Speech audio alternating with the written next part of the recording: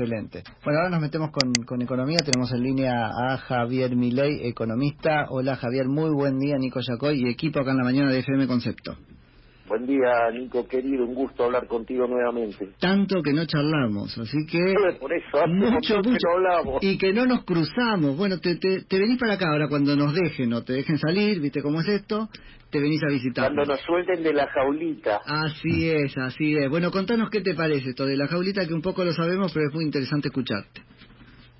Bueno, yo digamos con la cuarentena tengo opiniones dispares, porque si bien estoy de acuerdo con lo que fue la fase 1, no lo estoy con lo que corresponde a las fases subsiguientes, ¿no? Digo, para mí lo de la fase 1 estuvo bien en el sentido de que encontró el sistema de salud pública en offside. Entonces, ¿qué es lo que pasa? La cuarentena no cambia el número de infectados que vos vas a tener, pero te permite repartirlos en el tiempo y eso le brinda una mejor holgura al sistema, y en el mientras tanto vos podés hacer inversiones tal que, digamos, la holgura del sistema mejore. Esa es la parte física del problema. Y después está la cuestión biológica, donde ahí los medios de comunicación hicieron un gran trabajo para que mejoraran los hábitos de higiene, ¿sí? Y básicamente el distanciamiento social, los barbijos, o sea, todas cosas que le quitan velocidad al virus y que a la postre los termina llevando a un nivel menor de casos. O sea, esa parte está bien. Como que nos daban elementos para cuidarnos solos, eran consejos razonables hasta ahí. Exactamente. Y además en ese mientras tanto te permitía mejorar la holgura del sistema. O sea, eso es, por eso digo, la primera parte a mí me parece bien, ¿sí? Digamos, porque yo no me voy a poner a opinar, digamos, de lo que sería el sistema de salud de una sociedad libre, porque no es el caso. No es el caso, claro. Entonces, digo, ¿me entendés? Yo no Somos una sociedad libre de sistema de salud, que es una cosa distinta. Entonces, esa es la primera fase de la cuarentena. Yo, digamos, ahí estoy de acuerdo.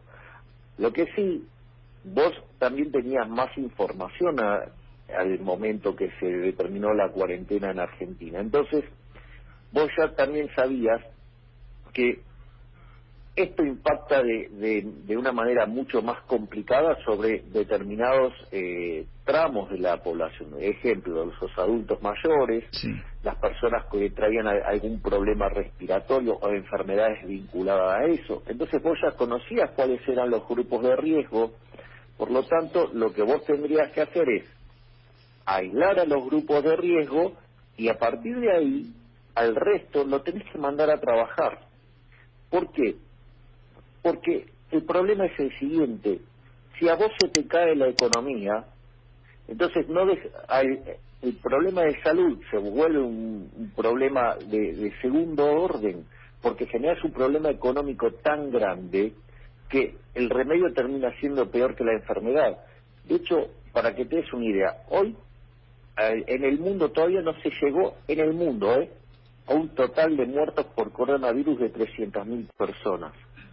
Ahora, si vos tomás la transición demográfica del planeta Tierra, sí, básicamente mueren por día 165.000 personas.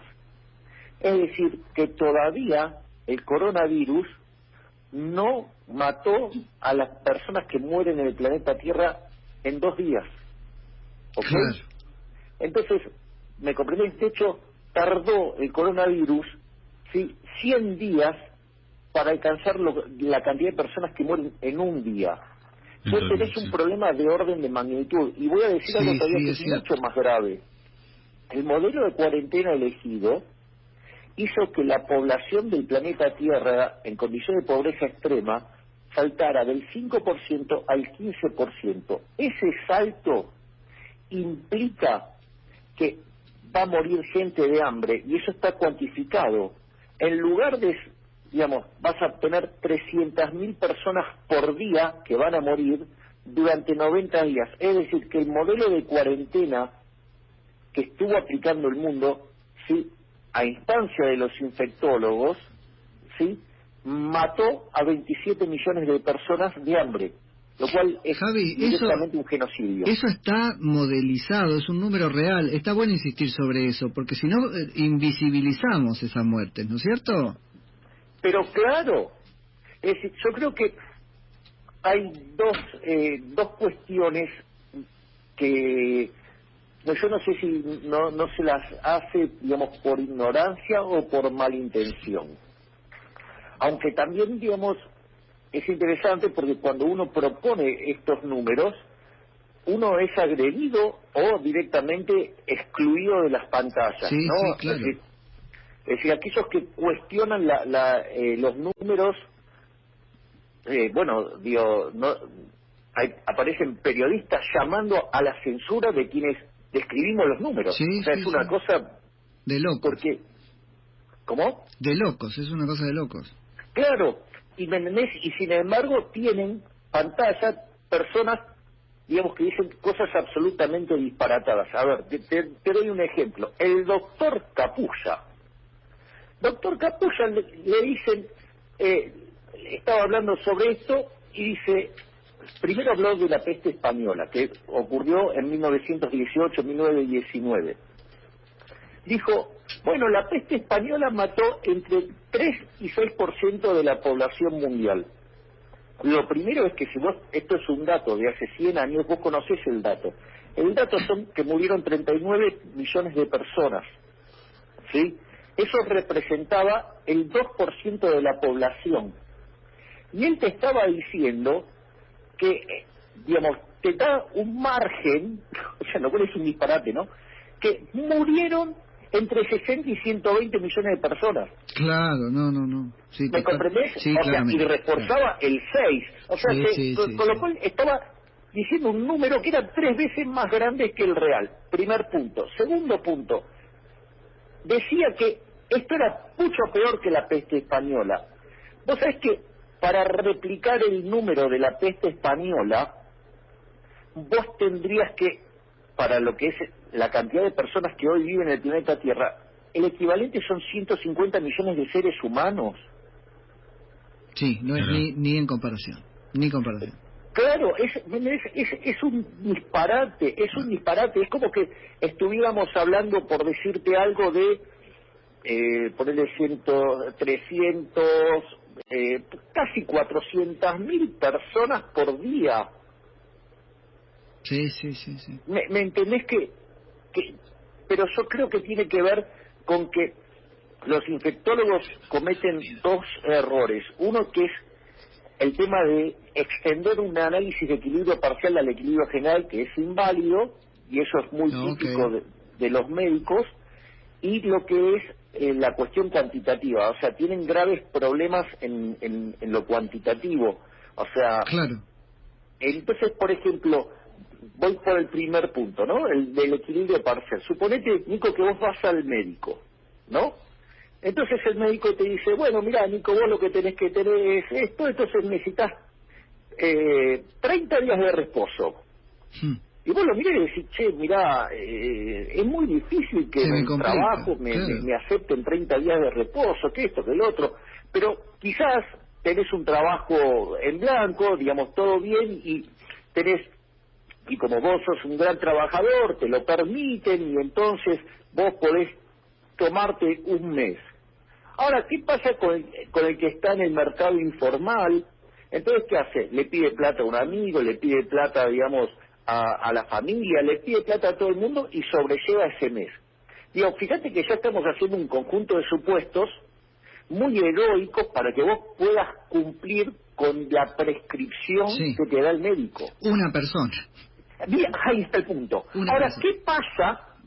Es genial, digo, ya sabes lo que te voy a decir. ¿Qué pasa si ahora esa prescripción es para todos? O sea, todos aquellos que te iban a ayudar también están en la misma situación. Bueno, esto colapsa. Ya está. Javier, buen día, Vanina, te saluda, ¿cómo estás? ¿Qué tal, Vanina? Un gusto, honor de hablar contigo nuevamente. Bueno, igualmente.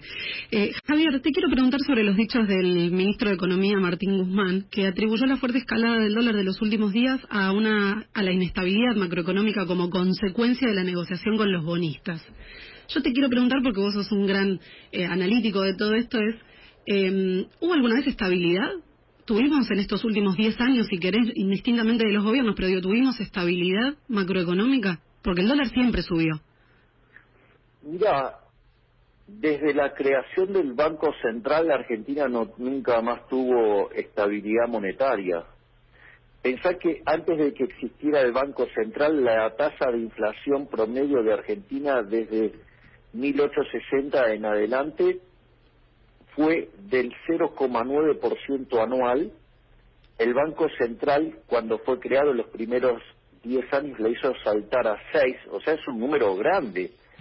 Después lo nacionalizamos en 1946 y hasta el 1991, que fue cuando llegamos a la convertibilidad, la inflación promedio fue del 225% anual.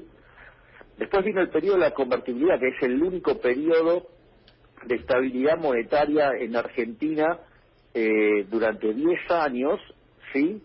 Que básicamente es que el Banco Central deja de hacer política monetaria, porque la política monetaria se vuelve pasiva.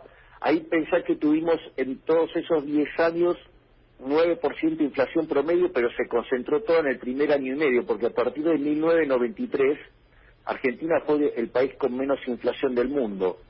Después salimos de la convertibilidad y en los primeros 4 años del kirchnerismo la inflación promedio fue 10, en los segundos 20, en los terceros 30, durante el macrismo 43 y ahora, digamos, estamos camino a una hiperinflación. Si Argentina tiene inestabilidad macroeconómica es justamente por el déficit fiscal, Sí. porque de los últimos 119 años Argentina tuvo déficit fiscal, digamos, en 109 años. Claro, y no nos tiene menos. Causaba muchas gracias, Javier, escuchar a Guzmán preocupado por la lógica dolarizadora, como diciendo de dónde viene, y él sentado sobre la maquinita de imprimir billetes, ¿no? Claro, sí, y aparte tiene 3 cuentas en dólares. Bueno, claro. Además es un inmoral, Sí. porque él te prohíbe a vos comprar dólares. Bueno. ¿Y él cómo hizo para estudiar afuera?